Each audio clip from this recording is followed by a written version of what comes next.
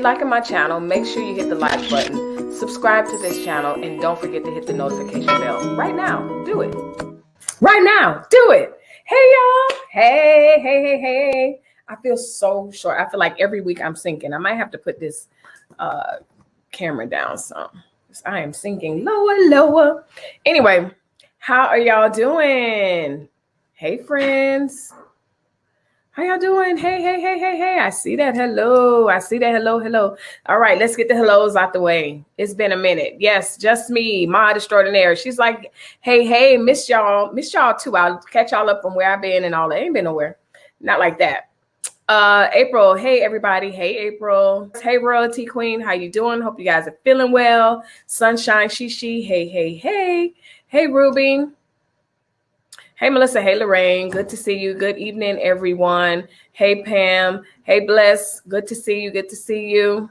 Shatika. Hey, good evening. Blessings to you, too. Blessings. Hey, Melissa, you are a strong Black woman. Love watching you, lady. Thank you, Brenda. That's just the pep talk that I need. So I'm going to leave that right there. How y'all doing? It is, I'm trying to do the chapters, y'all, so that y'all can skip around or whatever. But I want you to watch the whole video, so I might not even do that.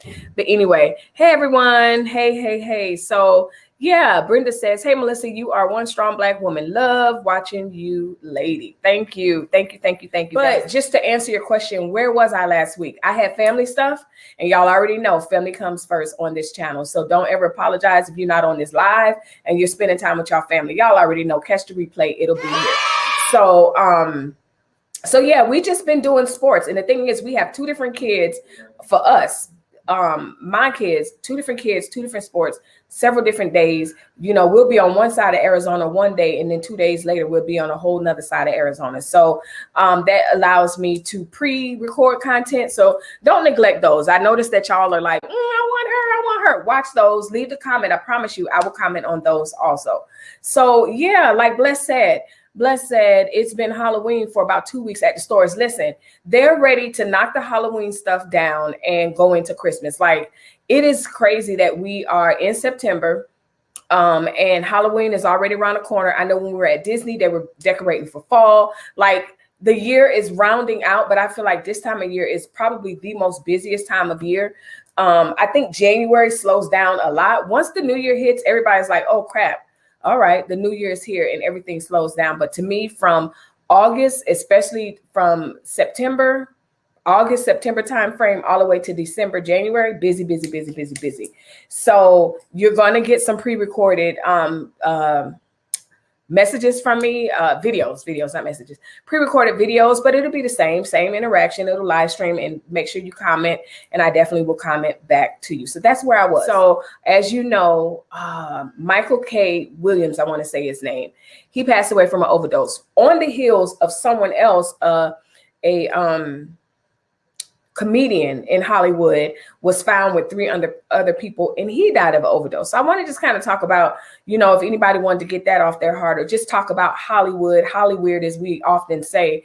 You know, do you think that, you know, to survive in that culture, you have to, in order to be popular or even to survive that, is it the schedule? Like, what is it with the attraction with the drugs? Can you do that type of schedule on a natural high, you know, where they're performing as often as they are and stuff like that? I think about Michael Jackson, and when he was going on his tour, the one right before he passed away, and he was taking all those drugs. Like, was he to the point where he really wasn't physically able to do those things? So he started to take the pain meds and stuff like that. Some people suggest that he was already addicted, so that has nothing to do with it. I don't know. He was a frail person by the time at the end of his death, end of his life, and I just feel like that. I don't understand the drug uses. I can't even do weed. I think that is ridiculous. Yeah, I'm the same way, and I do have a sensitive spot for people because I do understand addiction and stuff like that in the sense of, you know, in a place of non-judgment. But I think that, you know, we are, he wasn't an actress. He was, okay, let me go. Brenda says, Lady M, who was the other actress that passed? He wasn't an actress. He was a comedian.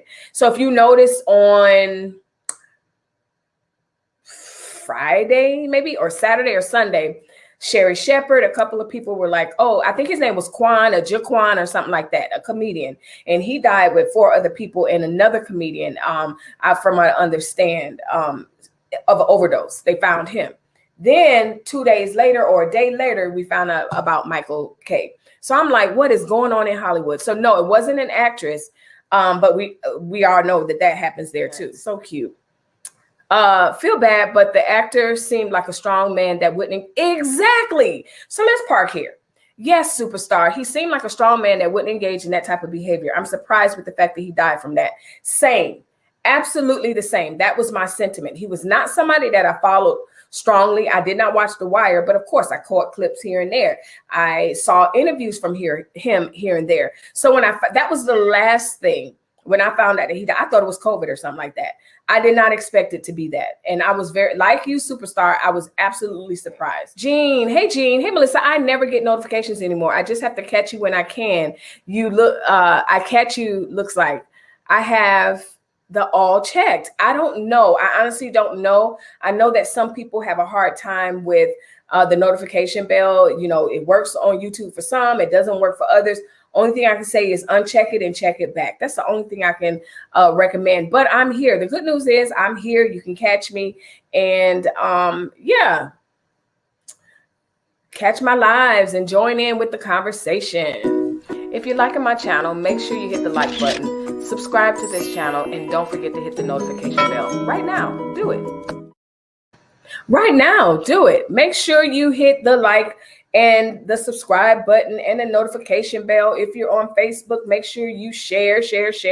Twitch, hello.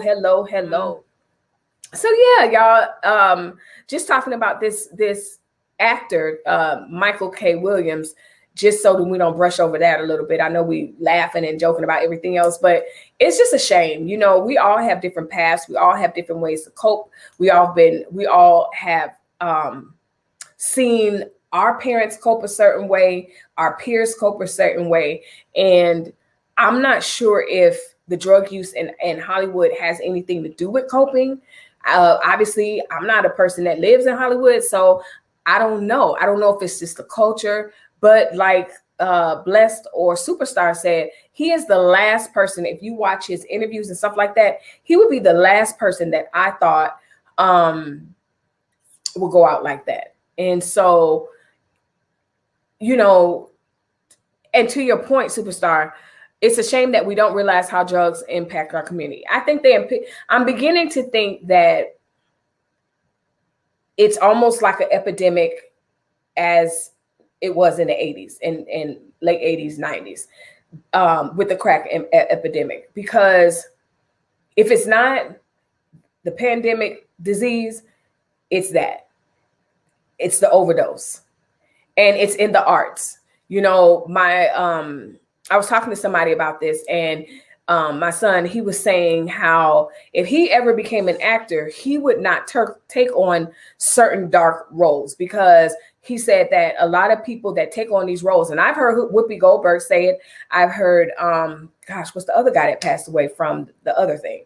He harmed himself. His head, Mork and Mindy, Robin Williams. Robin Williams, I heard him say this. I've heard the other one, what's his name? Ace Ventura. Y'all know who I'm talking about. I've heard him say it. When you take on these roles, like the spirit of those roles take over them. So when it's a dark role, it takes them to a dark place.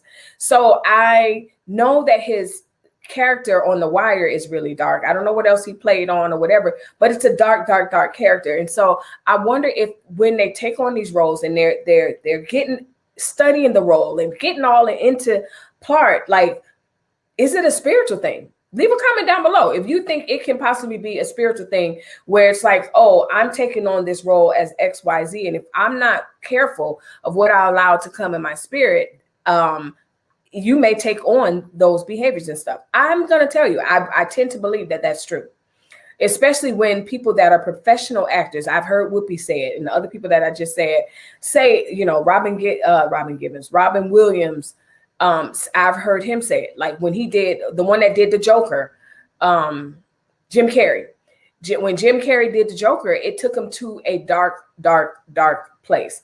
I forgot the role that, what role was Whoopi talking about? Whatever it was, it took her to a dark, dark place. So I do think that there's some credibility, especially if you are a person that believes in spiritual warfare, that believes in the spirit realm. Like if you just think your body walking around aimlessly, then this conversation is probably going to go over your head. But I think that if you are someone, if you are a spiritual being and you believe that we are spiritual beings and that who and what we come in contact with affects our aura. So here's the thing, this director, this writer writes up this character. And usually, I don't know if you've ever seen anything about character development, but when you read something about character, they don't just say Ace Ventura. It gives you the history of that person, where they like. It's a whole thing that they have to study. So that's why when they take on Ray Charles or whatever, like it's not just, oh, you're going to be Ray Charles. You're going to have to learn the mannerisms. Sometimes they go to where that person lived. They experience, they gain the weight that they gain. They lose the weight that they gain. I think there's some validity that it's also a spiritual battle. Absolutely. Let's comment. Sunshine says, my dog has boundaries. No to my kitchen, no to my bedroom, no to being in furniture. Absolutely. Our dog will be the same thing.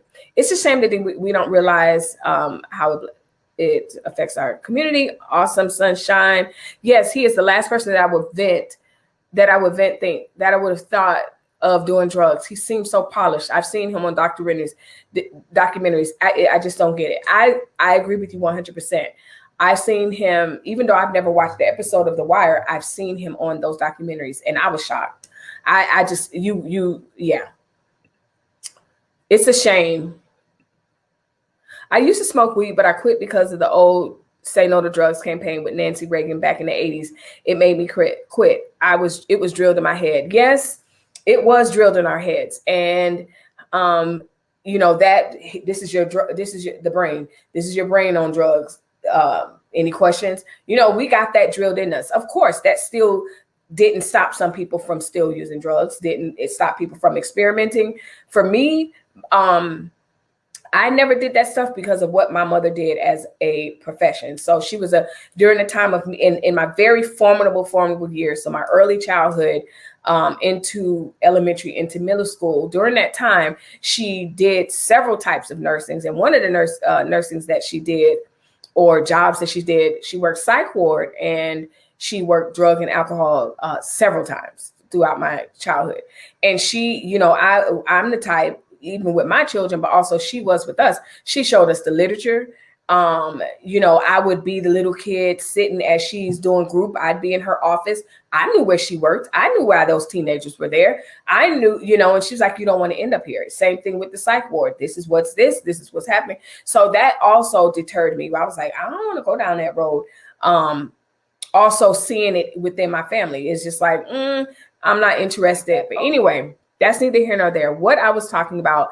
Oh, so between that and then personal, family, extended family history with drugs and alcohol, growing up in Miami, seeing all that or whatever, it was just not something that appealed to me. It just really wasn't for a very long time. And I don't say that to think that I'm better than people or that I'm better than anyone or whatever. It's just I'd made different choices. So drugs was just not something that I was interested in as far as that's concerned.